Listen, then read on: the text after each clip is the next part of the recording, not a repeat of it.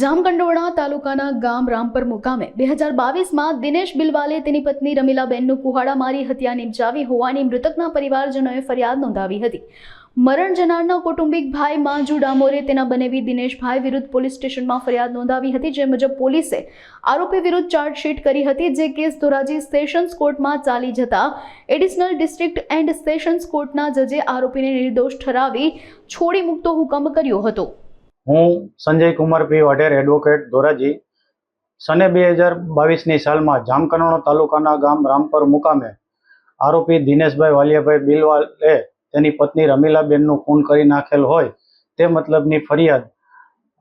મરણ જનારના ભાઈ માંજુભાઈ ડામોરે આરોપી દિનેશભાઈ વિરુદ્ધ જામકંડોરણા પોલીસ સ્ટેશનમાં આપેલ અને જામકંડોરણા પોલીસે ચાર્જશીટ કરી રજૂ કરેલ અને ચાર્જશીટ કમિટ થઈ ધોરાજી કોર્ટમાં આવતા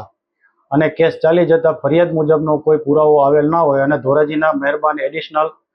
ડિસ્ટ્રિક્ટ એન્ડ સેશન જજ શ્રી A.M. શેખ સાહેબે આરોપીને નિર્દોષ ઠરાવી છોડી મૂકવા હુકમ ફરમાવેલ છે।